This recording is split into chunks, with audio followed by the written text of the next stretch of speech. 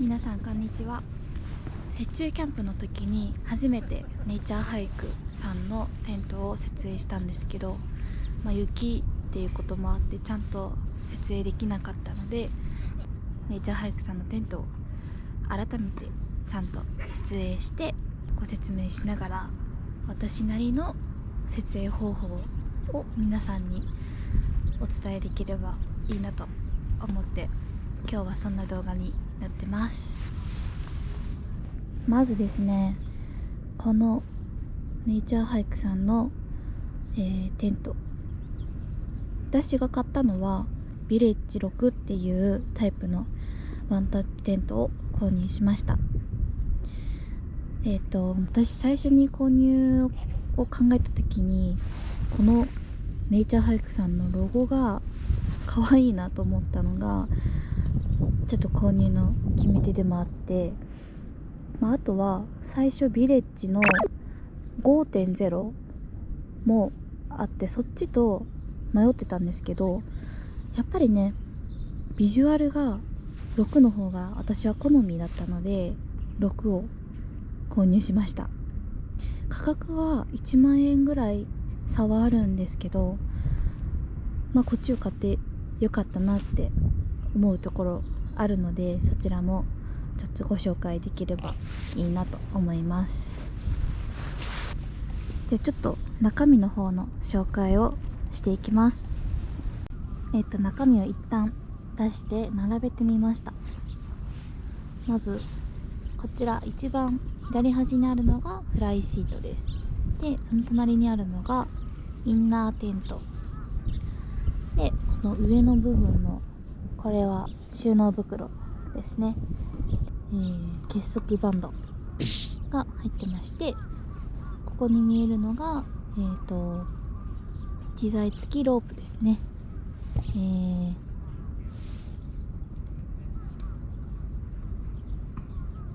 でこちらペグが、16本入ってます。でこれがキャノピーポール2本になります。この中に、拡張キャノピーっていうのはあるんですけど、これは今、フライシートの方にくっついてるような形になりますね。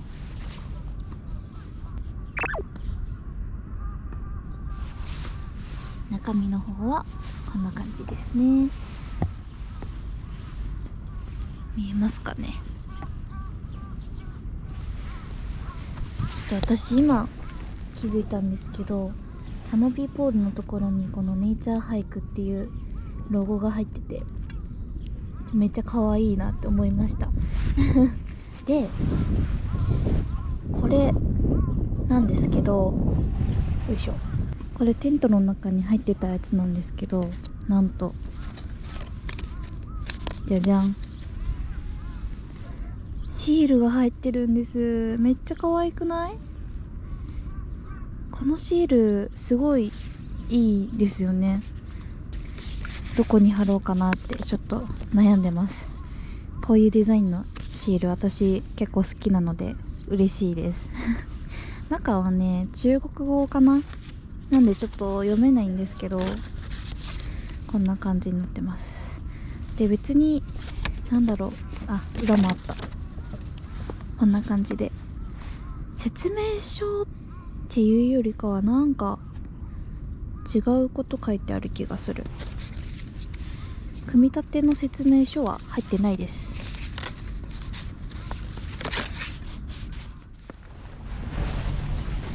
はい、ではね実際に設営していこうと思います。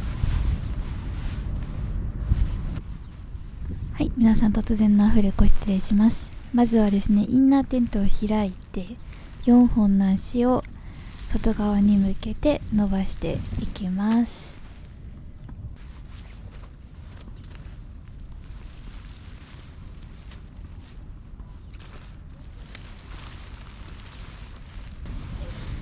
はい、こんな感じで一旦足を全部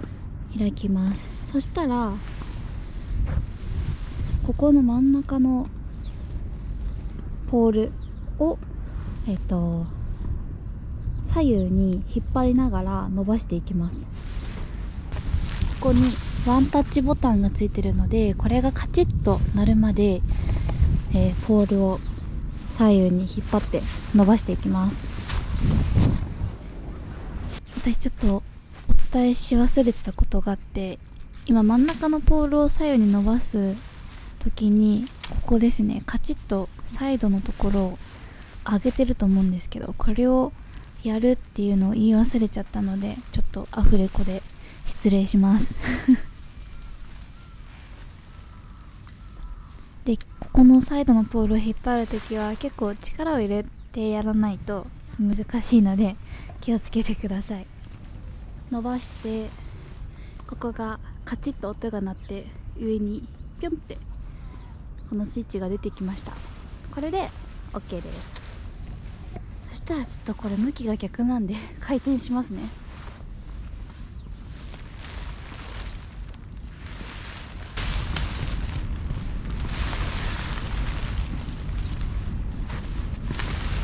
これが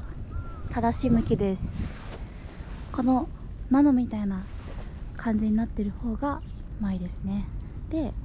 てっぺんのポールを伸ばしたら、次はここの足の部分を伸ばすんですけど、ここの足を先に伸ばしてしまうとフライシートをかぶせられなくなっちゃうんですね。結構高いので、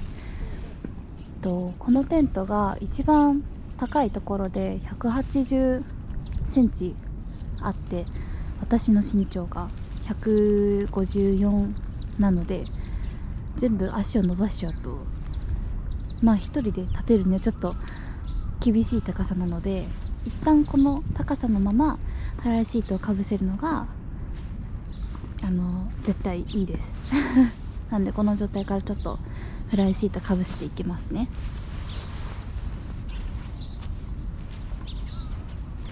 フライシート広げた時に明らかこっちだけすごい出っ張って出てる部分があるんですけど、これが、キャノピーの部分なので前になりますね。なのでこれを前にすればいいんだっていう目印にしてかぶせていきます。このフライシートがめちゃくちゃ重くって、一人でかぶせられるぐらいの重さではあるんですけど、普段ツーリングドーム ST を使っているので、それに慣れちゃってるせいで結構ね重く感じましたでも作りが結構しっかりしてるなって感じなので、それなりに重量感はありますね。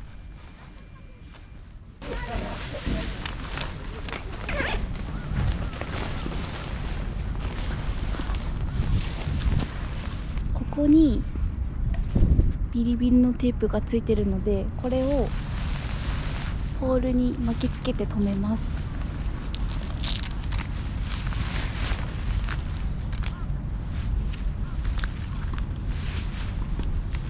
こういう感じですね。留めるっていうのを全部4つ角すべてやっていきます。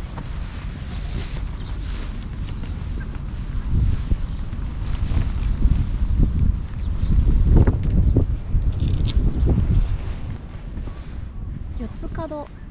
テープで留める前に足伸ばしちゃってもいいかもしれません。なんで先に足伸ばしちゃいますね。この足を伸ばす時もここにワンタッチ式ボタンがあるので、これがカチッと言うまで伸ばしていきます。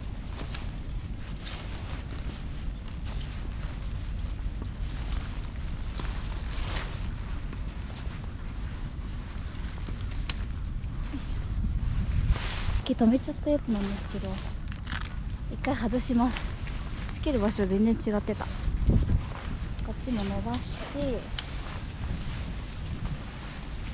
いし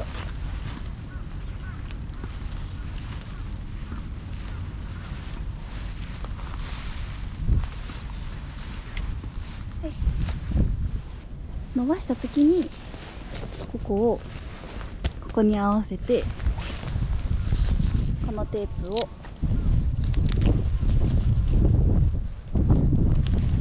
止めるって感じです。これで OK です。これを後ろの2つのポールもやっていきます。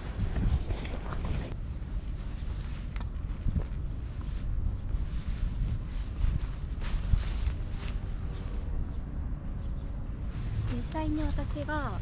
こう横に立った時に結構高さがありましたよね。なんで全部足を上げてからフライシートかけるっていうのは結構大変だなっていうのが分かると思うんですけど、さっきのこのぐらいの高さの時にかぶせてから足を伸ばすとこういう感じで、綺麗に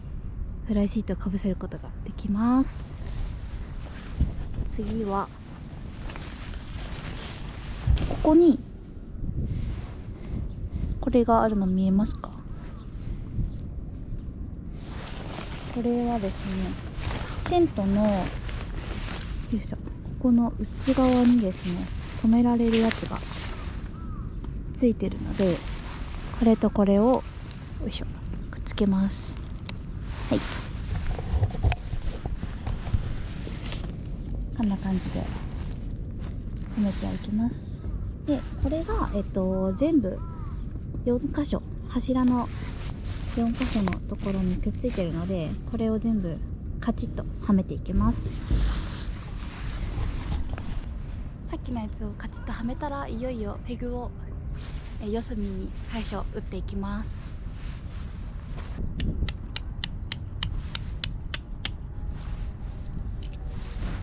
はい、とりあえず四隅に打ったんで、そしたらキャノピーポールを立っていきたいと思います。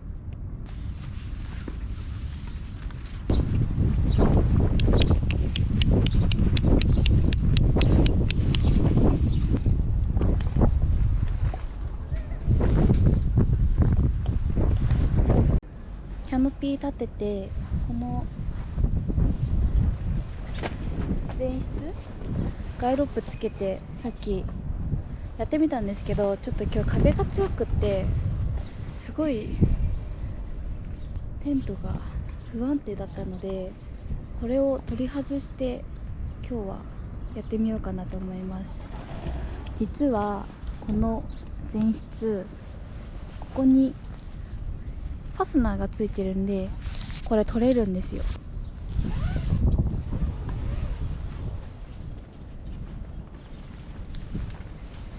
じゃじゃーん。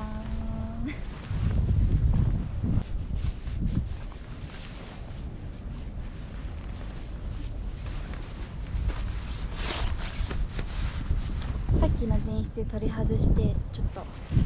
れは今日は折りたたんじゃいますね。そうするとこういう感じのシンプルなスタイルになります。でさっき外した前室は雪中キャンプの時みたいにもできるし、あともう2本キャノピーポールがあれば、ここに今の状態で1本ずつと、あとさっきの取り外した前室をこうぐーっと前に伸ばして、ここでもう2本付け加えると、さらに広い前室を作ることができるっていう感じなので、めちゃくちゃいいですよね。すごい万能な性能をお持ちの方なんですなんでね、ソロじゃなくてもファミリーでもお友達とパーティーとかでもすごいね、お外でご飯食べるときに広い前室を作れるので、めちゃくちゃいい商品だと私は思います。はい、なんかいきなり説明もなしにペグダウンしてるんですけど一応ね、なんか風が、入ってこないように前の方をね先にペグダウンしてる状況ですねなんかいきなり始まっちゃってすいませんよいしょ。外観はこんな感じなんですけど、このテントはここに1箇所、後ろここにももう1箇所で、こっち側のサイドにも1箇所ですね。で、さらにここも窓がついてて全部開くような形になってます。一回ちょっと開けた形もやってみますね。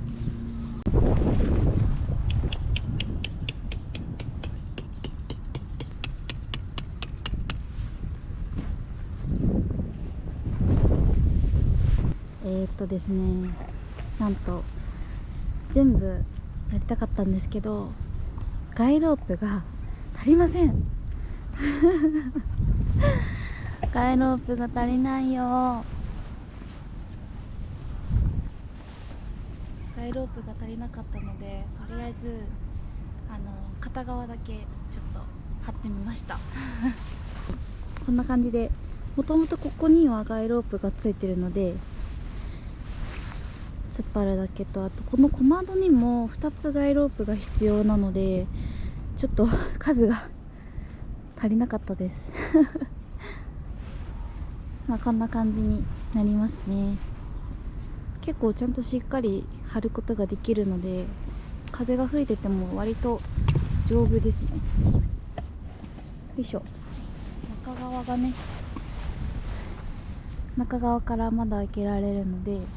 結構全部開けたらだいぶね、通気性いいテントですよね。じゃあ、中の方を紹介していこうと思います。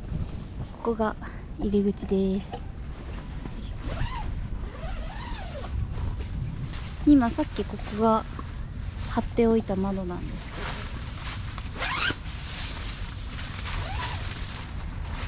ど、メッシュになってて、お外が結構いい感じに見えますね。上もこれ全部メッシュなんですよね。虫とかは入ってこないと思うんですけど、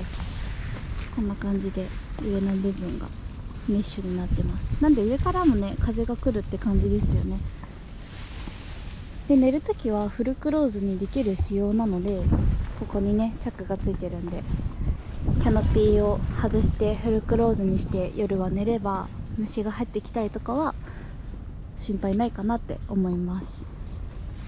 中なんですけど、一番高いところで180センチあります。私が身長 154.7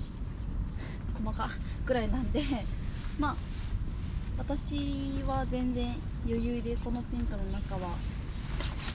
立ったり座ったり、ベッドとか机とか置いても快適に過ごせます。で、このテントは4人から6人用のテントになってます。まあでもベッドとかテーブルとか置いちゃうと4人でね、寝袋引いて寝るのはちょっと厳しいかなって感じです。荷物を一旦こう片付ければいけるかなって思うんですけど、はい。で、こういうところにちっちゃいポケットがついてます。こちらにもついてるんで、携帯入れたり充電器入れたりとか、まあなんか使えるちっちゃいポケットがついてます。で、上にはランタンフックがこことそこに2箇所ついてるんで、お部屋の中もねランタンかけたりしてライトつけたりとかして明るくできます。ここの窓も開くんで、結構全方位から外を見れるような感じになってますこちらのテントはヴィレッジ 6.0 第2世代ワンタッチテントっていう名前ですね。組み立てが簡単で早い、取り外し可能なキャノピー、広いスペース、遮熱率 100% ってことで、特殊な素材で作られてるみたいですね。赤外線もカットしてくれるし、雨風にも強いってことで、今3、4メーター風があるような感じです。なんかそれ以上にある気がするけどしっかり立てとかないとぐらぐら揺れるような感覚はありますそんなにそこまで風には強くないのかなって感じはちょっとありますね。まあでも今のところ問題なさそうなんで全然大丈夫そうです。一応テントの大きさについては画像貼ってあるので、そちらを確認していただければと思います。でこのスカートの部分も多分今日みたいな天気強い時はちゃんとこう貼って、あっちも向こう側も張ってやった方がピンとなって風が入らない気がする。今ちょっと後ろの部分が結構へこんじゃってるんですけど、ここしっかりペグ打ちしていこうと思います。おー、あ、めっちゃいいかも。見てください、全然さっきのへこみがなくなりました。なんかちょっと工夫すれば風入らないようにうまくここのスカートを利用できるかなって思います。このテントの強みはこのスカートがこう全方位についてるので風が入ってこないかったりとか、設置の時もね雪を重りにしてスカートの上に置けば冷気とか防げたのですごくいいなって思いました。ちょっとねペグがねやっぱり足りないので、全部のスカートをこういう感じに留めるためにはペグをもうちょっと自分で用意してくる必要があるのかなって感じです。あとガイロップねちょっと足りないのでガイロップがあればまたねこういう感じに後ろもできるし向こう側の方も同じようにできるので、ガイロップとペグは結構必要かなって感じです。結構ですね、ちょっと風が強くて思ったように立てられなかったところあるんですけど、まあこのテントの良さとか便利さとかいいところ不便なところも含め説明できたかなって思います。はい、なんで私が今回ネイチャーハイクさんのヴィレッジ6のこのテントを購入したかと言いますと、今までコールマンのツーリングドーム ST を使っていたんですけど、やっぱりソロ用っていうこともあって狭いのと、あとテントに入る時にこう腰を曲げながら入らなきゃいけないのが結構しんどかったですよね。あとはちょっと個人的に寝袋で寝るっていうのが結構しんどくてなんでよくちょっと背中を痛めたりとかしたので、もうちょっと快適に寝れたらいいなって思っていたのと、あとやっぱり私がキャンプしてる時に大事にしてるのが、美味しくご飯を楽しく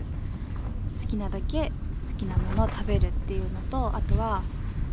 もうちょっと快適にテントの中でも過ごせたらいいのになっていうのと、あと睡眠をしっかり十分にとるっていうのが結構大事だなって最近自分の中で思ってきてて、そう考えた時にソロ用じゃなくって、もうちょっと大きい4人用とかのテントを買って、でベッドとかもエアベッドにして、快適に睡眠が取れるようにとかいろいろちょっと考えた結果、こちらのテントをネットで探しててこのテントを見つけて、うわもうめっちゃいいじゃんこのテントって思って即決しました。見た目とか色もすごい私のタイプだし、あとやっぱり私はソロでキャンプをすることももちろん多いんですけど、お友達とかキャンプ仲間とかとキャンプをしに行くこともあるので、そういった時に外でご飯食べたりするのに前室を広く使えるし、その点でもめちゃくちゃ使い勝手いいなと思ってこのテントを選びました。ちょっとね一人で立てるには、風が強すぎたりすると大変だし、すぐにねパパッと立てられるかって言われたらまだちょっと慣れてないのでそういうわけでもないし、あと重さがねそれなりにあるんですよ。このテントは収納袋に全部入った状態で13.5 キロあるので、まあそれなりに重いかなって感じです。最初私も持った時に腰をやられましたねちょっと持ち方がね腕だけの力で持っちゃうと結構しんどいです。なんでもう足の力を使って持つって感じになります。まあ本当は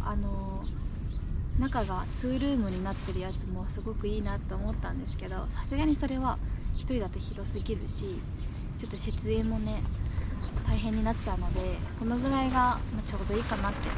感じです。そんな感じで今日はこちらのネイチャーハイクさんのワンタッチ式テント、ビレッジ6をご紹介いたしました。ペグが足りなかったりガイロープが足りなかったりで、ちゃんとね窓を全部開けた状態の形とか前室のキャノピーも全部広げて最大に伸ばした状態とかお見せすることができなくて、ちょっとそこが残念だったんですけどちょっとおいおいね動画の中で見せていけたらいいなと思ってるので、またちょっと今後も動画の中でこのテントとあとツーリングノームのテントもね両方使い分けながらやっていこうかなと思ってますので、よろしくお願いします。はい、そしたら撤収作業していきたいと思います。ちょっと自己流になっちゃうんですけど、ちょっとやっていきたいと思います。よし、そしたらここのマジックテープを外します。このボタンを押して、よいしょ、あれ、お、下がった。これ4つ角やっていきたいと思います。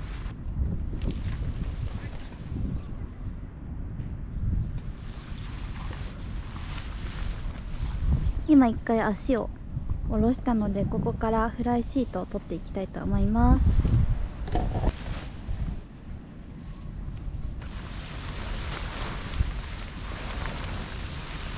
よし、そしたらここからがちょっと私の苦手な畳むっていう作業ですねちょっとなんとなくでやってみます。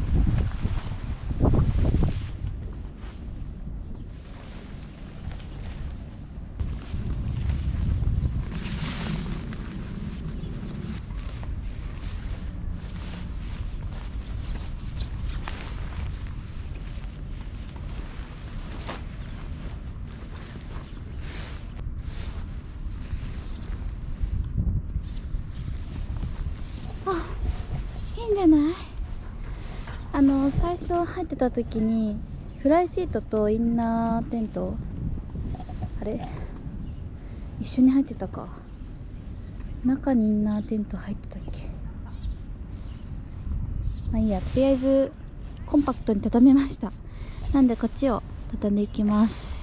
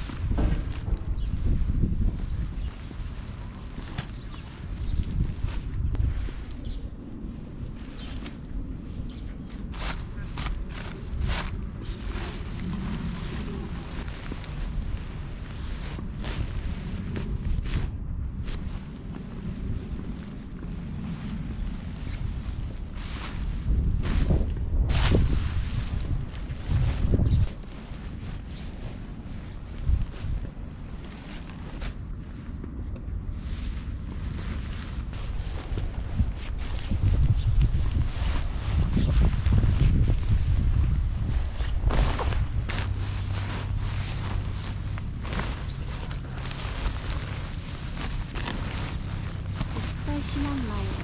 絶対閉まんないよね。やばい。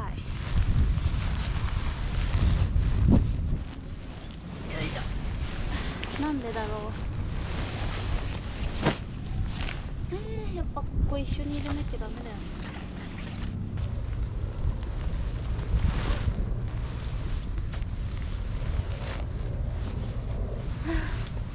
やば、これマジで疲れる。ちょっとよいしょ。設営よりも撤収の方が大変だわこれ。よ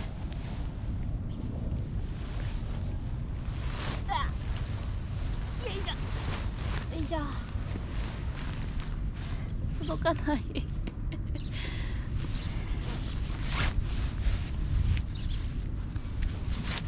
あ、見て、爪割れた。なんとかバンド止まったんですけど、入るかな。絶対無理だよ。よいしょ。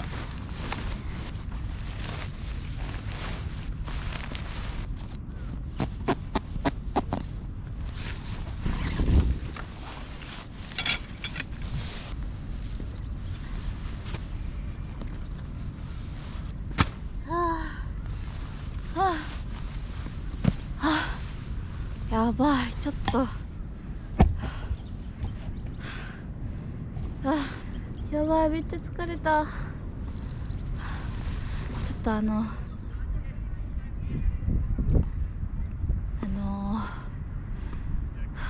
っと待って、めっちゃ疲れたですね、すごくおすすめなテントなんですけど、撤収というか畳んで収納袋に入れるのがめちゃくちゃ大変です。これ私が下手くそなだけかな、なんかそんな気もするんですけどST の時はなんていうんですかね、テントの形がシンプルじゃないですか。ポールとか外した状態でもう形が出来上がってるんで、パンパンって畳んでくるくるってしまうだけなんですけど、この子に関してはちょっとね、フライシートも大きいし畳み方がちょっと難しいのと、インナーテントもね、こう足畳んでこう順番にこうやってペンペンペンって折りたたんでいくだけなんですけど、その後よね、その後どうやってあんな来た時のような綺麗な状態に戻すんだろうって感じのレベルでめちゃくちゃ難しい本当に難しい。ちょっと設営した時に Amazon のこのテントの口コミの方を見た時に雨の時の使用はちょっと困難かもしれませんみたいなコメントをいくつか見たんですけど、確かに雨で濡れた時ってこれをどこに干すってなりました。大きいしワンタッチテントで骨組みもついてるので、結構ね、インナーテント干すにしろフライシート干すにしろ結構場所を取るなって思ったので、雨の日の使用はちょっとあんまりね、撤収の時を考えると私はちょっと恐ろしくなりましたちょっとね、私テントの紹介動画を撮るのが今回初めてなので全然うまくできなくて、なんか伝えたかったことを伝えられたかなってレベルなんですけどまあ少しでもなんかね、これからキャンプを始めようと思ってる方とか、テント買い替えようかなって思ってる方のなんか方の参考に少しでもなれば嬉しいなって思います。